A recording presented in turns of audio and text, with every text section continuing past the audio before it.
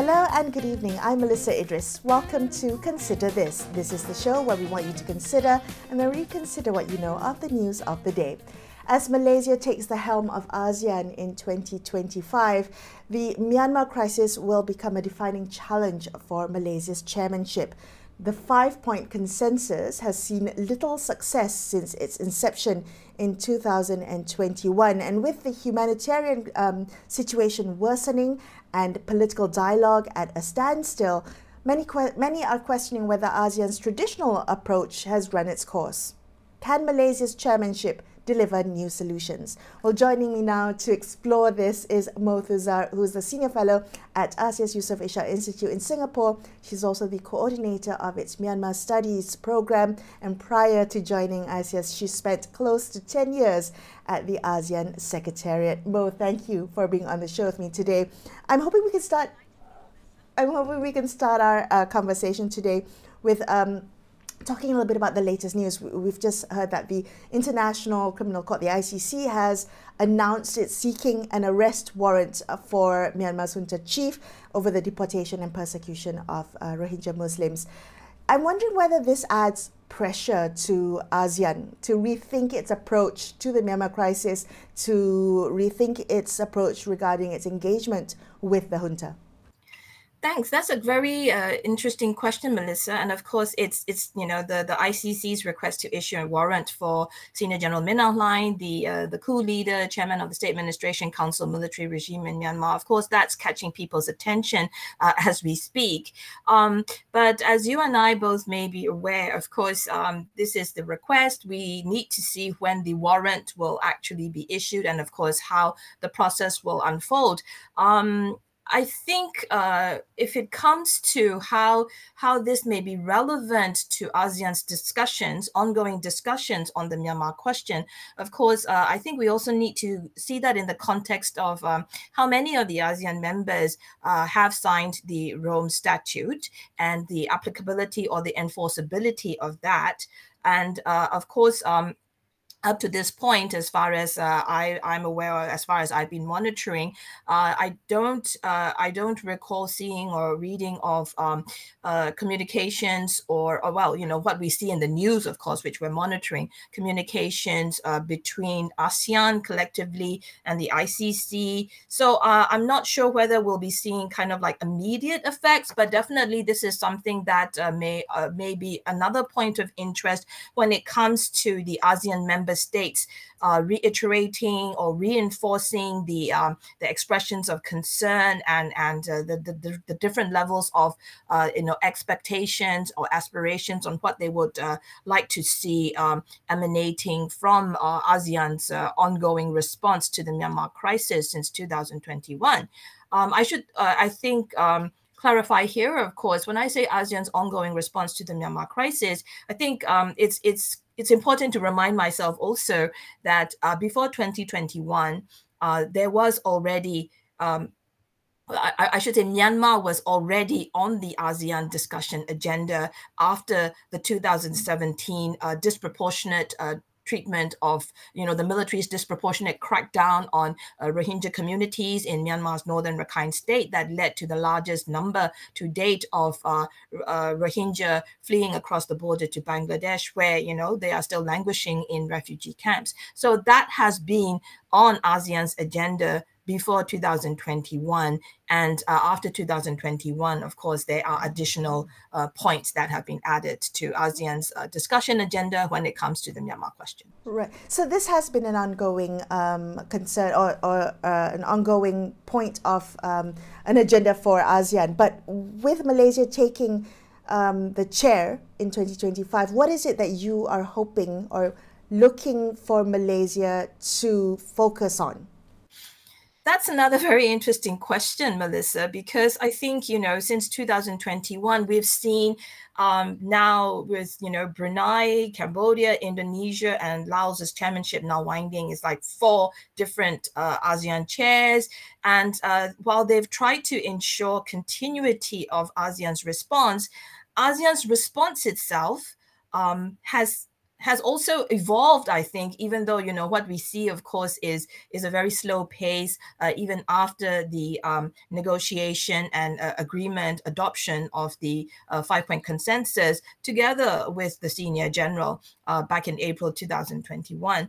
And, you know, this is what we see, of course, with each rotating ASEAN chair, because the ASEAN chair rotates annually, there are different expectations that are placed on how ASEAN's approach to the Myanmar response may or may not change, what elements of continuity will be there with each of the ASEAN chairs. So I think the expectations now on Malaysia, which is a founding member of ASEAN, which is one of the ASEAN members that have consistently, on principle, you know, held to whatever ASEAN has collectively decided with regard to the Myanmar crisis, including restricting the political principals from the military regime in Naypyidaw from attending the high-level summit and foreign ministers meetings to just a non-political representative level.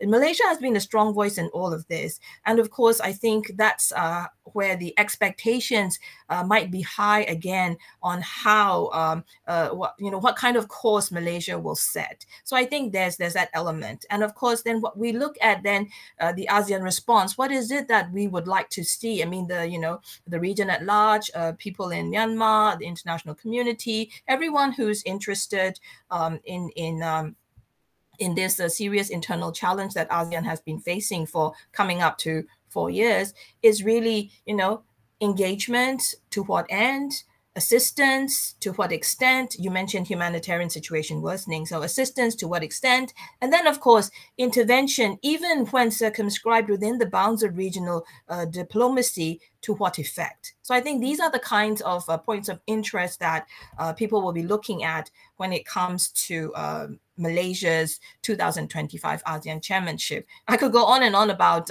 special envoys and so on, but, you know, I'm sure you have other questions. So yeah, well, let's talk about the special envoy, because we understand that special envoy of the ASEAN chair on Myanmar will be appointed soon. And I was wondering what lessons you think the new envoy should draw upon in, you know, his or her new role, trying to make sure that you've got everyone at the table, you've got everyone for negotiations, for sustained political dialogue. You know, that's an interesting point about the ASEAN Special Envoy, and different from the UN Secretary General's Special Envoy on Myanmar. The ASEAN Special Envoy has been qualified as the Special Envoy of the ASEAN Chair. So with that, I think there is a little bit of that, you know, the rotational element creeping into the role and mandate of what a special envoy can effectively do. And if I recall correctly, when discussions were first mooted about appointing a dedicated envoy to really, try to engage in dialogue with all the political key stakeholders, actors in Myanmar towards finding, mediating a situation, conditions conducive for broader dialogue to take place among the different actors involved in the crisis in Myanmar. I think the initial interest was to have a special envoy. But I think there were certain concerns that arose. And of course, the military regime in Naypyidaw in Myanmar also would have tried to put its input into the appointment of such a special envoy to kind of also, manipulating, using the diplomatic space it has to try and protect what its narrow interest would be. And I think from all of that, this thing about the special envoy of the ASEAN chair came about. So that became something that also seemed would be rotating with each ASEAN chair term. And of course, we saw that in Brunei's chairmanship year, 2021, which is when the coup in Myanmar happened, when all of the efforts were being made to, first enunciate the 5-point consensus, then go about trying to start implementing the 5-point consensus. The special envoy became then the foreign minister, who of course will have many other priority topics on his plate. And then when chairmanship rotated from Brunei to Cambodia, 2022, the foreign minister and deputy minister of deputy prime minister and foreign minister of Cambodia was given the ASEAN chair responsibility. He tried to continue what had been started, including visiting Naypyidaw at least 3 times to my memory recollection. Okay. Then, of course, Cambodia's approach, there were certain criticisms of the effectiveness of it and so on. Then came Indonesia's turn in 2023. And what we saw was Indonesia decided not to actually formally announce or appoint a special envoy, but they tried to create an institution of the office of the special envoy. Albeit, of course, during Indonesia's term, it was located in the Ministry of Foreign Affairs of Indonesia. And then, again, expectations were quite high on whether the 2024 chair, Laos, would continue with Indonesia's approach, because Indonesia had also instituted this process of talking to everyone independently. And of course, that was something that all the political stakeholders, all the political actors in Myanmar, regardless of which side of the political divide they were on, this was something that they welcomed, because it gave them a chance to present their views individually, bilaterally to the ASEAN interlocutors, of course, at that time represented by the head of the Office of the Special Envoy. And so Laos continued that consultation, that engagement process with all the stakeholders and actors.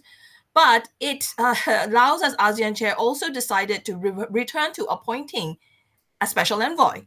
But what's different here? What's different here is, instead of appointing, giving the foreign minister of the country that added responsibility, they appointed someone different. Recognizing that the foreign minister during ASEAN, the chair year, would have many, many topics, regional priorities, global geopolitical concerns, and so on to deal with. So that's how it was. So I guess now all eyes will be on Malaysia, ASEAN special envoy, who will it be? And what kind of role and mandate will he or she continue? And this whole institution of the Office of the Special Envoy. But of course, there are 4 years of experience, of lessons, good practices to look at. And I'm sure Malaysia, as a seasoned ASEAN member, is going to take all of that into consideration. Mo, very quickly, in the short time that we have left, can I ask you, do you think that having a rotating chair, not having the permanency of the institution of a permanent office, do you think that is something that should change, that it should be a more permanent position?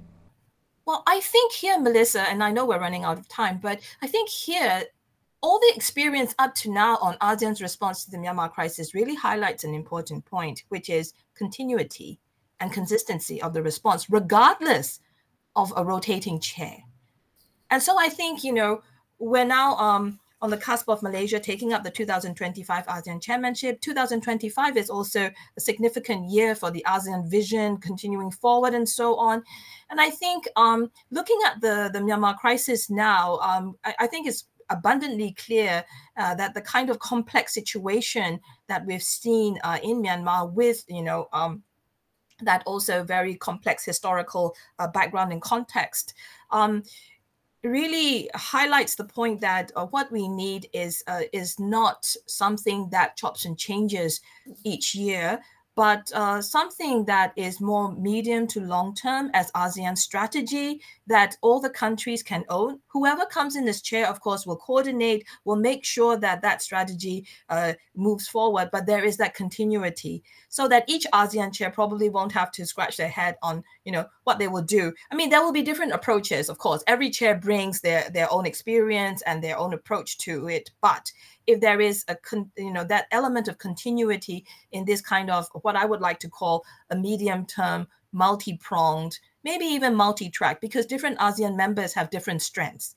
And I think we can all use those different strengths channeling towards that, but as long as we have that. So of course, the broad policy framework may be the 5-point consensus, but having that kind of specific strategy to ensure continuity would be something that I think would future-proof this rotational changes, and provide that element of continuity for the ASEAN response. Well, thank you so much for your time. That was Moe Thuzar from the ISEAS Yusof Ishak Institute in Singapore. We're going to take a quick break here and consider this. We'll be back with more. Stay tuned.